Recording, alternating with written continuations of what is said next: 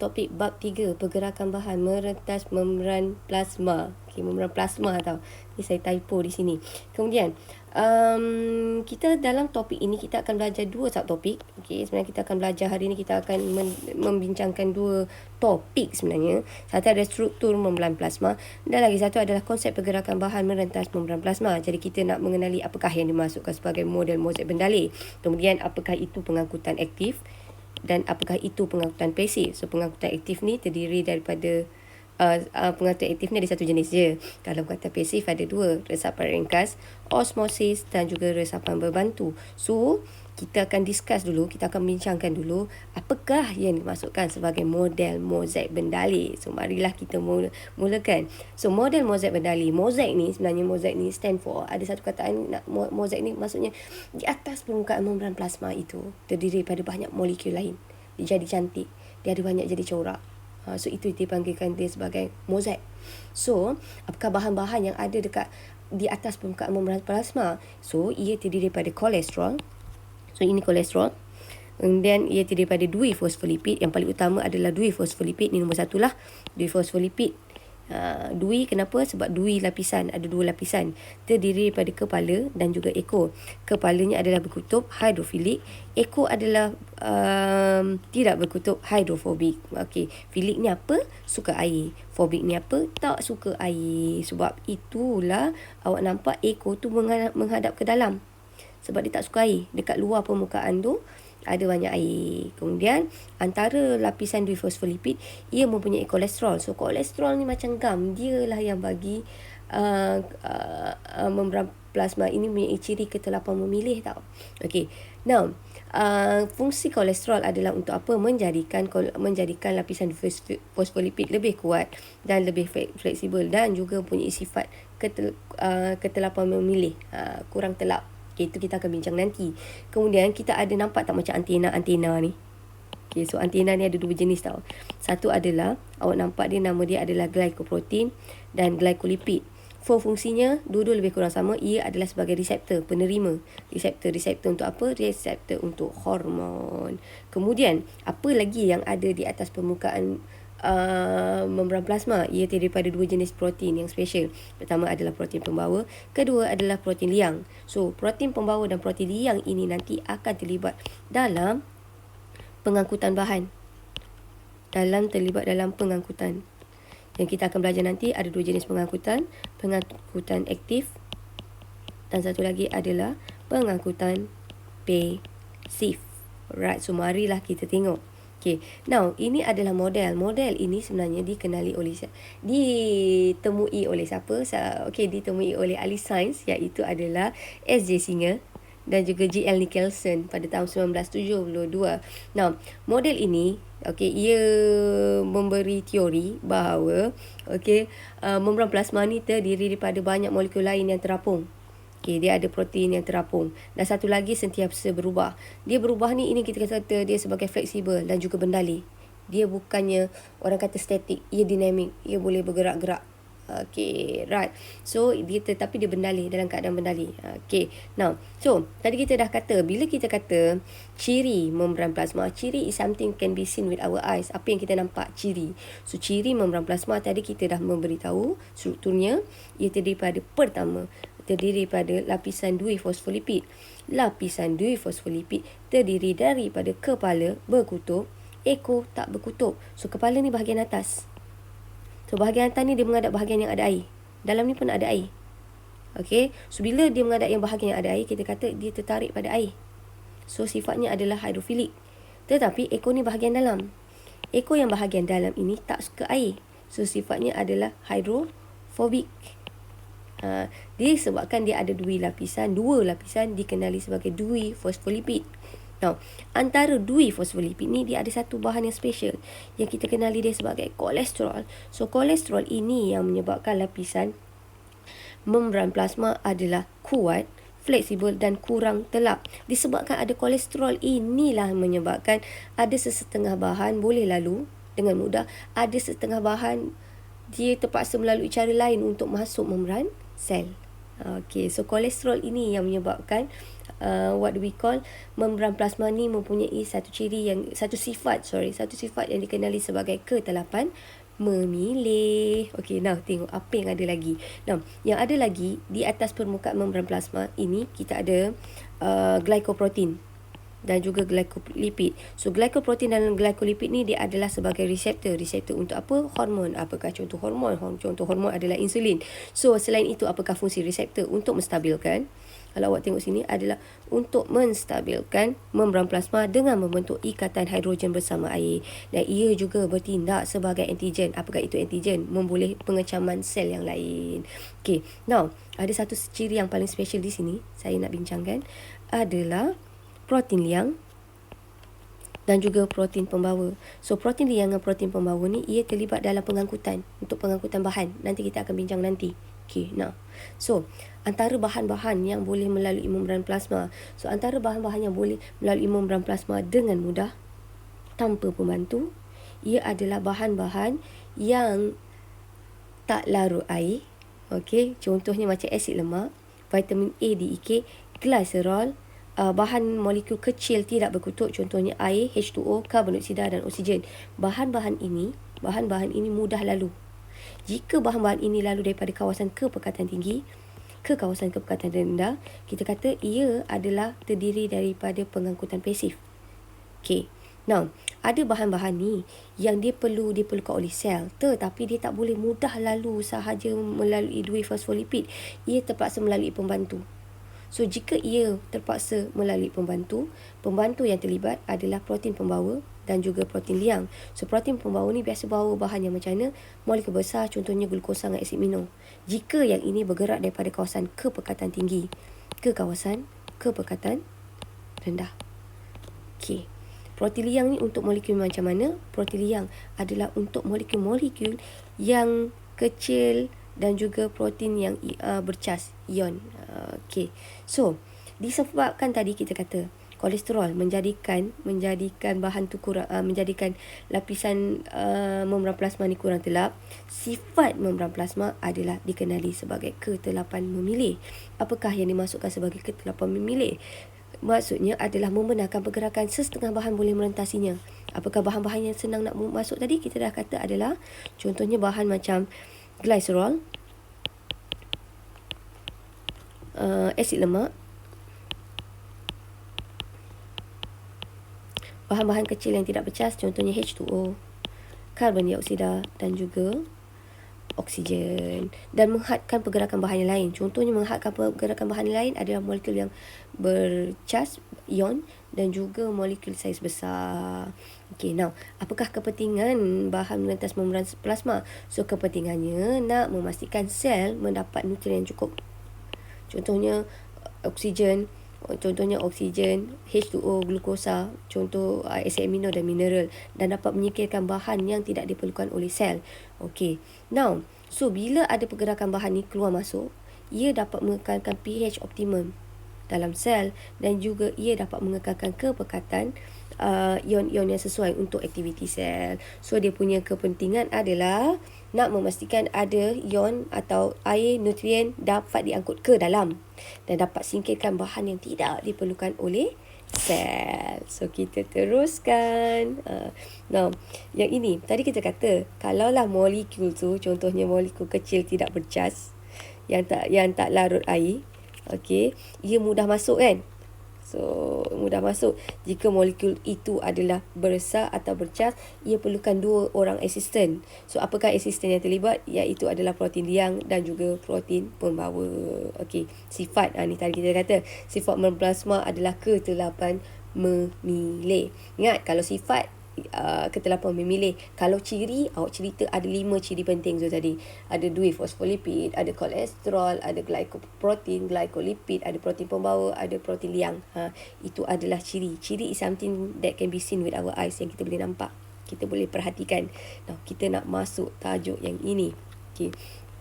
Nah, pergerakan bahan merentas membran plasma. So, pergerakan bahan merentas membran plasma ini, kita boleh pecahkan kepada 2. Satu adalah pengangkutan pasif. Kedua adalah pengangkutan aktif. So, bila kita kata sebagai pengangkutan pasif ni ia bergerak daripada kepekatan tinggi, kepekatan tinggi ke kawasan kepekatan rendah. Jika ia bergerak daripada tinggi ke rendah, maksudnya macam nak turun tangga kan? Nak turun dari bukit, senang sikit. So, bila dia nak turun, ini mudah. Okey, proses ini, pengangkutan ini, ia tidak perlukan tenaga. Kenapa? Ia ikut cerun kepekatan. Apakah yang dimasukkan sebagai cerun kepekatan? Sebab ia bergerak daripada kawasan kepekatan tinggi ke kawasan kepekatan rendah. Macam nak turun tangga tu senang sikit. Cuba bayangkan awak nak naik tangga sampai tingkat 10. Awak tak makan, tak ada tenaga. Siksa kan? So, kalau pengangkutan aktif ini, ia pula terbalik. Ia daripada kepekatan rendah, maksudnya daripada bawah, naik ke atas, kepekatan tinggi. So, yang ini kita kata sebagai lawan cerun kepekatan. Bila ia lawan cerun kepekatan, ia perlukan tenaga. Okey, dan proses pengangkutan aktif ni dia boleh berhenti. Akhirnya dia akan menyebabkan berlakunya pengumpulan atau penyingkiran bahan. Pengumpulan atau singkir bahan. Maksudnya, at the end of the process tu, dekat sini akan jadi banyak sangat. Okey, dekat sini jadi kosong. Bawah ni jadi kosong. Tak ada zero. Berlakunya pengumpulan. Sini berlaku pengumpulan. Sorry, tulisan saya. Okey, kalaulah di sini, kita kata dia akan berlaku sehingga keseimbangan dinamik tercapai. Keseimbangan dinamik tercapai. So, apa maksudnya? Dekat sini sama banyak. Dua-dua kawasan jadi sama banyak. Keseimbangan dinamik tercapai. So, pengangkutan pasif ni ada 3 jenis tau. Pertama adalah resapan ringkas, kedua adalah osmosis, ketiga adalah resapan berbantu. Resapan ringkas dan juga osmosis ni lebih kurang sama. Cumanya, kalau resapan ringkas ni adalah untuk molekul-molekul yang tidak bercas dan juga molekul yang kecil dan juga molekul yang tak larut air. Contohnya macam asid lemak, glycerol, vitamin A, D, E, K dan juga oksigen dan juga karbon dioksida. Ini melalui resapan ringkas, osmosis. Osmosis ni lebih kurang sama dengan resapan ringkas, tetapi ia punya satu rules, perlu melalui membran separa telap atau membran sel, dan ia hanyalah untuk molekul air H2O. So, kalau kita kata oksigen tak boleh panggil osmosis, karbon dioksida tak boleh panggil osmosis. Osmosis hanyalah untuk molekul air sahaja. Okay. Now, kalau resapan berbantu ni memerlukan dua jenis berbantu, assistant. So, assistant yang diperlukan dalam proses resapan berbantu ada dua. Satu adalah PP, protein pembawa. Satu adalah PL, protein liang. So, protein pembawa ni biasanya membawa molekul apa? Molekul besar. So, contoh molekul besar adalah glukosa dan juga asid amino. Kalau molekul liang, ia membawa molekul yang bercas. Okey, molekul kecil dan juga kadang-kadang adalah bercas. Okey, right. So, kalaulah pengangkutan aktif ni, persamaan pengangkutan aktif ni, rule satu kan, tadi memerlukan tenaga, bergerak pada kawasan kepekatan rendah ke tinggi, melawan cerun kepekatan, menyebabkan pengumpulan dan penyingkiran bahan, dan tambah satu lagi, ia melibatkan PP, melibatkan protein pembawa. Right, so teruskan. Now, so ini adalah resapan ringkas. So, resapan ringkas ada dua. Kalau resapan ringkas itu adalah karbon dioksida, macam glycerol, okay, oksigen, okay, ia kita panggil resapan ringkas saja. So, ini semua resapan ringkas. Resapan ringkas. Tetapi jika ia melibatkan H2O, okay, ini kita panggil dia adalah sebagai osmosis. Tetapi apakah persamaan antara osmosis dengan resapan ringkas? Persamaannya ia melibatkan daripada kawasan kepekatan tinggi ke kawasan kepekatan rendah. So passive transport semuanya bergerak daripada kawasan kepekatan tinggi ke rendah. Sama juga dengan resapan, ini adalah resapan berbantu. Resapan berbantu. Kalau resapan berbantu pun sama, ia bergerak daripada kawasan kepekatan tinggi ke kawasan kepekatan rendah. Tidak memerlukan tenaga, tak perlu tenaga. Tetapi dalam resapan membantu, ia memerlukan protein pembawa. Nama pun berbantu kan? Ia memerlukan protein pembawa ataupun protein liang. Okay, so ingat tau. So, awak ingat kalau molekul tu jenis yang kecil, bahan larut lemak, dia senang nak lalu. Namanya resapan ringkas. Tetapi jika ia melibatkan molekul air, kita kenali sebagai osmosis. Tetapi jika ia memerlukan protein pembawa, memerlukan protein pembawa, cantik warna ini. Kejap ya. Okay, tak lawa juga. Jika ia memerlukan protein pembawa, tak lawa juga.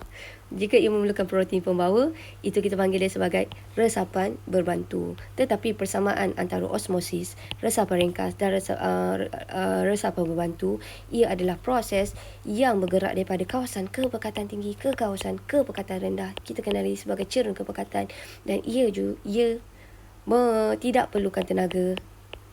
Dan proses ini akan terhenti sehingga keseimbangan dinamik tercapai. Maksudnya dua-dua bahagian jadi sama banyak. Okay. So, kita tengok dulu mekanisme macam ni kan. Daripada kawasan kepekatan tinggi ke kawasan kepekatan rendah.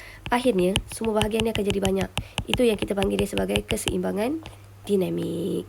Okay. Now, akhir sekali kita nak tengok mekanisme pergerakan.